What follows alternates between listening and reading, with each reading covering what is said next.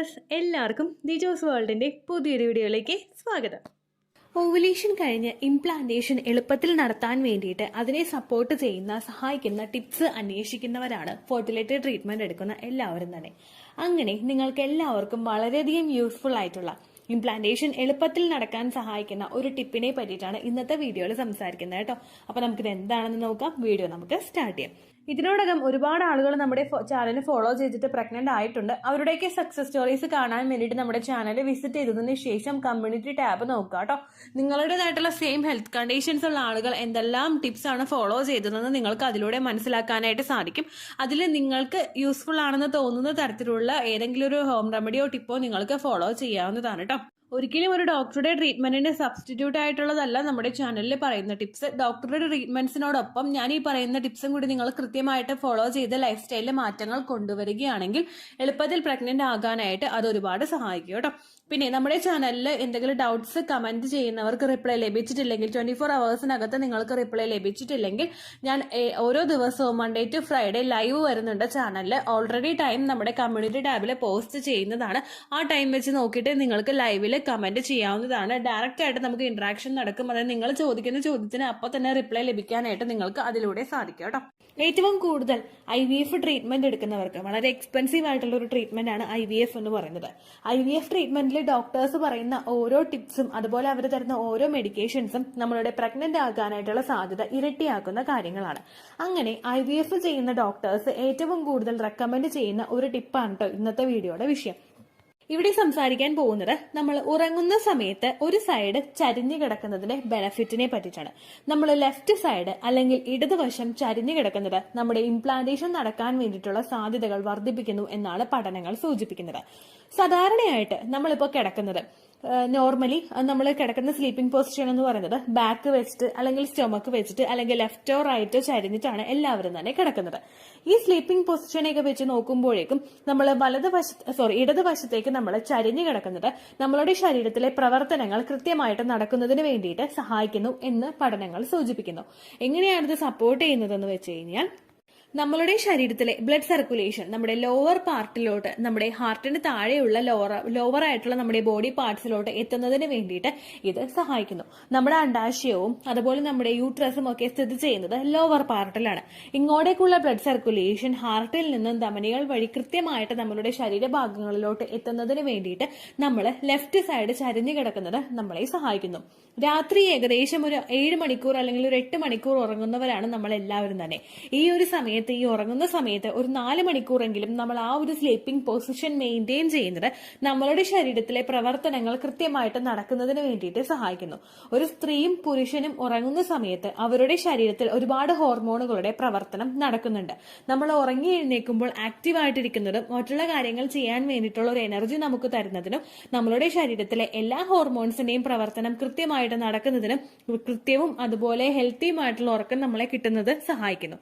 ഇതിൽ നമ്മൾ ലെഫ്റ്റ് സൈഡിലെ ഒരു പൊസിഷൻ പിടിച്ച് നമ്മൾ ചരിഞ്ഞു കിടക്കുന്നത് ലോവർ പാർട്ടിലോട്ട് നമ്മുടെ കാലിന്റെ ആ ഒരു വിരൽ വരെയുള്ള പാർട്ടിലോട്ടുള്ള ബ്ലഡ് സർക്കുലേഷൻ കൃത്യമായിട്ട് വർദ്ധിപ്പിക്കുന്നതിന് വേണ്ടിയിട്ട് സഹായിക്കുന്നു. ഇത്തരത്തിൽ നമ്മുടെ ഓരോ ഭാഗങ്ങളിലോട്ടും എസ്പെഷ്യലി നമ്മുടെ റീപ്രൊഡക്റ്റീവ് സിസ്റ്റത്തിലോട്ടൊക്കെയുള്ള ബ്ലഡ് സർക്കുലേഷൻ വർദ്ധിപ്പിച്ചു കഴിഞ്ഞാൽ നമ്മുടെ ആ ഒരു ഇംപ്ലാന്റേഷൻ നടക്കുന്ന സമയത്തൊക്കെ നമ്മുടെ എൻഡോമെട്രിയൽ ലൈനിങ് കൃത്യമായിട്ട് തിക്കണാകുന്നതിന് വേണ്ടിയിട്ടും അതുപോലെ തന്നെ നമ്മുടെ ഫെർട്ടിലൈസ്ഡ് ആയിട്ട് വന്നിട്ടുള്ള എഗ്ഗിന് നമ്മുടെ എംബ്രിയോയ്ക്ക് വേണ്ടിയിട്ട് എംബ്രിയോയെ നറിഷ് ചെയ്യുന്നതിന് വേണ്ടിയിട്ട് അതിനെ ഒന്ന് ഫസ്റ്റ് ട്രൈമസ്റ്ററിലൊക്കെ കൃത്യമായിട്ട് സപ്പോർട്ട് കൊടുത്ത് ഗ്രോത്ത് കൊടുത്ത് വളർത്തി എടുക്കുന്നതിന് വേണ്ടിയിട്ടുള്ള ന്യൂട്രിയൻസ് കിട്ടാൻ വേണ്ടിയിട്ട് ഇത്തരത്തിലുള്ള ഒരു പൊസിഷനിൽ നമ്മൾ ചരിഞ്ഞു കിടക്കുന്നത് സഹായിക്കുന്നു. രണ്ടാമത്തെ ഒരു ബെനിഫിറ്റ് എന്ന് പറയുന്നത് നമ്മളുടെ ശരീരത്തിലെ ഡൈജഷൻ കൃത്യമായിട്ട് നടക്കുന്നതിന് വേണ്ടിയിട്ട് ലെഫ്റ്റ് സൈഡ് നമ്മൾ ചരിഞ്ഞു കിടക്കുന്നത് ഹെൽപ്പ് ചെയ്യുന്നു. രാത്രി നമ്മൾ കഴിക്കുന്ന ഭക്ഷണം ഡൈജഷൻ കൃത്യമായിട്ട് നടക്കണമെങ്കിൽ നമ്മൾ കഴിക്കുന്ന ഭക്ഷണം ലഘുവായിരിക്കണം. അതുപോലെ നമ്മൾ സ്ലീപ്പ് ചെയ്യുന്ന പൊസിഷനും അതിനനുസരിച്ചിട്ടുള്ളതായിരിക്കണം. നമ്മൾ അങ്ങനെ അല്ലാത്ത പൊസിഷൻ എടുത്തു കഴിഞ്ഞാൽ രാവിലെ എഴുന്നേൽക്കുമ്പോൾ തന്നെ നമുക്ക് ഹാർട്ട് ബേൺ ഉണ്ടാവുന്നതിനും അതായത് നെഞ്ചരിച്ചിൽ ഉണ്ടാവുന്നതിനും ഗ്യാസ് തികട്ടി വരുന്നതിനും ഗ്യാസ് കയറി വയറ് തിങ്ങിയിരിക്കുന്നതിനും അതുപോലെ തന്നെ രാവിലെ എഴുന്നേൽക്കുമ്പോൾ തന്നെ തലവേദന അനുഭവപ്പെടുന്നതിനും ഒക്കെ കാരണമാവുന്നു. അതൊക്കെ ഒന്ന് പ്രിവെന്റ് ചെയ്യാൻ വേണ്ടിയിട്ടും നമ്മുടെ ഭക്ഷണം കൃത്യമായിട്ട് ദഹിക്കുന്നതിന് വേണ്ടിയിട്ടും നമ്മൾ ഉറങ്ങുന്ന സമയത്ത് ഒരു ലെഫ്റ്റ് സൈഡ് പൊസിഷൻ ചേർന്ന് ഉറങ്ങുന്നതായിരിക്കും എന്തുകൊണ്ടും നല്ലത് കേട്ടോ. ഈ ഇംപ്ലാന്റേഷൻ നടക്കുന്ന സമയത്ത് മാത്രമല്ല, നമ്മുടെ പ്രഗ്നൻസിയുടെ ആ ഒരു മാസങ്ങളിൽ, നമ്മുടെ പ്രഗ്നൻസി നമ്മുടെ വയറൊക്കെ ഒന്ന് വളർന്നു തുടങ്ങുന്ന മാസങ്ങളിൽ നിങ്ങൾ കേട്ടിട്ടുണ്ടാകും പഴമക്കാർ പറഞ്ഞതായിട്ട് ചരിഞ്ഞു കിടക്കാനായിട്ട്, നമ്മുടെ ഇടതുവശം ചരിഞ്ഞു കിടക്കാനായിട്ട് പഴമക്കാർ നമ്മളോട് പറയുന്നത്, നമ്മുടെ കാർന്നോമാർ നമ്മളോട് പറയുന്നത് നമ്മൾ കേട്ടിട്ടുണ്ടാകും. ഈ ഒരു സമയത്തൊക്കെ ഏറ്റവും കൂടുതൽ ബ്ലഡ് സർക്കുലേഷൻ കിട്ടേണ്ട സമയമാണ് കുഞ്ഞിലേക്ക്. ഈ കുഞ്ഞിലോട്ടുള്ള ബ്ലഡ് സർക്കുലേഷൻ കൃത്യമായിട്ട് കിട്ടിയിട്ടില്ല എങ്കിൽ കുഞ്ഞിനെ കൃത്യമായിട്ട് ഗ്രോ ആകാനായിട്ട് പറ്റില്ല. ഇനി ആരൊക്കെയാണ് ഈ സിറ്റുവേഷനിൽ ഏറ്റവും കൂടുതൽ ഈ ഒരു പൊസിഷൻ മെയിൻറ്റെയിൻ ചെയ്യേണ്ടത് എന്ന് നമുക്ക് നോക്കാം. ഏറ്റവും ആദ്യത്തെ എന്ന് പറയുന്നത് PCODയുടെ ബുദ്ധിമുട്ടുകൾ ഉള്ളവർ. അതായത് PCODയുടെ ബുദ്ധിമുട്ടുള്ള ഉള്ളവർക്ക് അവർ പ്രഗ്നന്റ് ആകാനായിട്ട് കുറച്ചൊരു ഡിഫിക്കൽട്ടീസ് നേരിടുന്നവരാണ്. അങ്ങനെയുള്ളവർ ഈ ഒരു പൊസിഷൻ മെയിൻറ്റെയിൻ ചെയ്യുന്നത് നമ്മുടെ ഇംപ്ലാന്റേഷൻ നടക്കാൻ വേണ്ടിയിട്ട് ശരീരത്തിനെ ഒന്നും കൂടി ഒരു പടി കൂടി ഒന്ന് സപ്പോർട്ട് ചെയ്യുന്നതിന് വേണ്ടിയിട്ട് സഹായിക്കുന്നു. രണ്ടാമത്, റെക്കറന്റ് ആയിട്ട് മിസ്കാരേജ് വന്നിട്ടുള്ളവർ. റെക്കറന്റ് മിസ്കാരേജ് എന്ന് പറയുന്നത് നമുക്ക് തുടർച്ചയായിട്ട് അബോർഷൻ സംഭവിച്ചു പോയിട്ടുള്ളവർ, കെമിക്കൽ പ്രഗ്നൻസി ഉണ്ടായിട്ടുള്ളവർ, ഗ്രോത്ത് നിന്ന് പോയിട്ടുള്ളവർ, അല്ലെങ്കിൽ ഹാർട്ട് ബീറ്റ് കിട്ടാതെ വന്നിട്ടുള്ളവരൊക്കെ ഈ ഒരു പൊസിഷൻ ട്രൈ ചെയ്യുന്നത് എന്തുകൊണ്ടും നല്ലതായിരിക്കും. അവർക്ക് അത്തരത്തിലുള്ള ഒരു ഗ്രോത്ത് കിട്ടാതെ പോയിട്ടുണ്ടായിരുന്നത് ചിലപ്പോൾ ക്രോമസോമൽ അബ്നോർമാലിറ്റീസ് എന്തെങ്കിലും ഉള്ളത് കൊണ്ടോ അല്ലെങ്കിൽ കുഞ്ഞിലോട്ടുള്ള ബ്ലഡ് സർക്കുലേഷൻ കുറഞ്ഞു പോകുന്നത് കൊണ്ടൊക്കെ ആയിരിക്കും. കുഞ്ഞിന്റെ ഗ്രോത്ത് എസ്പെഷ്യലി നിന്ന് പോകുന്നത് കുഞ്ഞിലോട്ടുള്ള ബ്ലഡ് സർക്കുലേഷൻ കുറയുമ്പോഴാണ് വളർച്ച അവിടെ നിന്ന് പോകുന്നത്. അതൊന്ന് പ്രിവെന്റ് ചെയ്യാൻ വേണ്ടിയിട്ട് നമ്മൾ ഈ ഒരു സ്ലീപ്പിംഗ് പൊസിഷൻ നിൽക്കുന്നത് നല്ലതായിരിക്കും. അതുപോലെ തന്നെ ഒരുപാട് നാളുകളായിട്ട് പ്രഗ്നൻസി ട്രൈ ചെയ്തിട്ട് കിട്ടാത്തവരും ഇത്തരത്തിലുള്ള ഒരു സ്ലീപ്പിംഗ് പൊസിഷൻ ഓപ്റ്റ് ചെയ്യുന്നത് എന്തുകൊണ്ടും നല്ലതാണ്. അടുത്തതായിട്ട്, എപ്പോഴാണ് ഈ ഒരു സ്ലീപ്പിംഗ് പൊസിഷൻ നമ്മൾ മെയിൻറ്റെയിൻ ചെയ്യേണ്ടത് എന്ന് വെച്ച് കഴിഞ്ഞാൽ, എസ്പെഷ്യലി ഡോക്ടേഴ്സ് ഒക്കെ, അതായത് IVF ഒക്കെ ചെയ്യുന്ന ഡോക്ടേഴ്സ് നമ്മളെ ഇംപ്ലാന്റേഷൻ നടക്കുന്ന സമയത്ത് ഈ ഒരു സ്ലീപ്പിംഗ് പൊസിഷൻ മെയിൻറ്റെയിൻ ചെയ്യാനായിട്ട് പറയുന്നുണ്ട്. നിങ്ങൾ കംഫർട്ടബിൾ ആണെങ്കിൽ നിങ്ങൾ പീരിയഡ്സ് കഴിഞ്ഞതിന് മുമ്പ്, പീരിയഡ്സ് കഴിയുന്ന ആ ഒരു സമയത്ത്, നിങ്ങളുടെ എൻറ്റയർ മെൻസ്ട്രൽ സൈക്കിളിന്റെ സമയത്ത് നിങ്ങൾക്ക് ഈ ഒരു പൊസിഷൻ മെയിൻറ്റെയിൻ ചെയ്യാവുന്നതാണ്. അടുത്തതായിട്ട് എല്ലാവരും ചോദിക്കുന്ന സംശയമാണ് നമ്മുടെ ആ ഒരു പൊസിഷൻ നമ്മൾ എത്ര മണിക്കൂർ കിടക്കണം എന്നുള്ള കാര്യം. നമുക്ക് ഒരിക്കലും ഒരാൾക്ക് അവരുടെ ആ ഒരു ഉറങ്ങുന്ന സമയം മൊത്തം ഒരു പൊസിഷൻ മാത്രം പിടിച്ചു കിടക്കാനായിട്ട് സാധിക്കില്ല. അപ്പോൾ നിങ്ങൾ കിടക്കുന്ന സമയങ്ങളിൽ കുറച്ചു നേരം നിങ്ങളെ കൊണ്ട് പറ്റുന്ന അത്രയും സമയം നിങ്ങൾ ലെഫ്റ്റ് സൈഡിൽ കിടക്കുക. അതിനുശേഷം നിങ്ങൾ കംഫർട്ടബിൾ അല്ലെങ്കിൽ നിങ്ങൾ അടുത്ത പൊസിഷൻ നിങ്ങൾ മാറ്റി അങ്ങനെ മാറി മാറി കിടക്കുക കേട്ടോ. ആ ഒരു പൊസിഷനാണ് ബെനിഫിറ്റ് എന്ന് വിചാരിച്ചിട്ട് ആ ഒരു പൊസിഷൻ തന്നെ നിങ്ങൾ മെയിൻറ്റെയിൻ ചെയ്യേണ്ട ആവശ്യമില്ല. അങ്ങനെ മെയിൻറ്റെയിൻ ചെയ്യുമ്പോഴേക്കും നമുക്കൊരു സൈഡ് വേദനയൊക്കെ ഒരേ പൊസിഷനിൽ തന്നെ കുറെ അങ്ങോട്ട് കിടക്കുമ്പോഴേക്കും നമുക്ക് സൈഡൊക്കെ വേദന ഉണ്ടാവാനായിട്ടുള്ള സാധ്യതകൾ കൂടുതലാണ്. അതുകൊണ്ട് അത് എപ്പോഴും ഒന്നും ആ ഒരു പൊസിഷൻ മെയിൻറ്റെയിൻ ചെയ്യേണ്ട ആവശ്യമില്ല കേട്ടോ. ഇംപ്ലാന്റേഷൻ നടക്കുന്ന സമയത്ത് ഒഴിച്ചിട്ട് നമ്മൾ ഓവുലേഷൻ സമയത്തും ഈ ഒരു പൊസിഷൻ മെയിൻറ്റെയിൻ ചെയ്യുകയാണെങ്കിൽ നമ്മളുടെ അണ്ടമൊക്കെ കൃത്യമായിട്ട് ഗ്രോ ആകുന്നതിന് വേണ്ടിയിട്ട് അത് സഹായിക്കും. അണ്ടമൊക്കെ കൃത്യമായിട്ട് വലുപ്പം വെച്ച് അങ്ങോട്ട് നാച്ചുറലായിട്ട് പൊട്ടണമെങ്കിൽ കൃത്യമായിട്ട് ബ്ലഡ് സർക്കുലേഷൻ നമ്മളുടെ ഓരോ ശരീരഭാഗങ്ങളിലോട്ടും എത്തണം. അതുപോലെ തന്നെ നമ്മുടെ ഓവറീസിലോട്ടും ഒക്കെ എത്തണം. ഹോർമോണുകളുടെ പ്രവർത്തനമൊക്കെ കൃത്യമായിട്ട് നടക്കണം. അതിനെല്ലാത്തിനും നിങ്ങൾ ഈ ഒരു സ്ലീപ്പിംഗ് പൊസിഷൻ മെയിൻറ്റെയിൻ ചെയ്യുന്നത് നിങ്ങളെ സഹായിക്കും കേട്ടോ. അപ്പൊ നിങ്ങൾ കഴിവതും ഈ ഒരു പൊസിഷൻ ഓപ്റ്റ് ചെയ്യാനായിട്ട് ശ്രദ്ധിക്കാം. ഇത്രയേ ഉള്ളൂ വീഡിയോ. യൂസ്ഫുൾ ആയി കാണുമെന്ന് വിശ്വസിക്കുന്നു. യൂസ്ഫുൾ ആവുന്നുണ്ടെങ്കിൽ ലൈക്ക് ചെയ്യുക, ഫ്രണ്ട്സിനൊക്കെ ഷെയർ ചെയ്ത് കൊടുക്കുക കേട്ടോ. എന്തെങ്കിലും സംശയം ഉണ്ടെങ്കിൽ നിങ്ങൾ കമന്റ്സിൽ ചോദിക്കുക.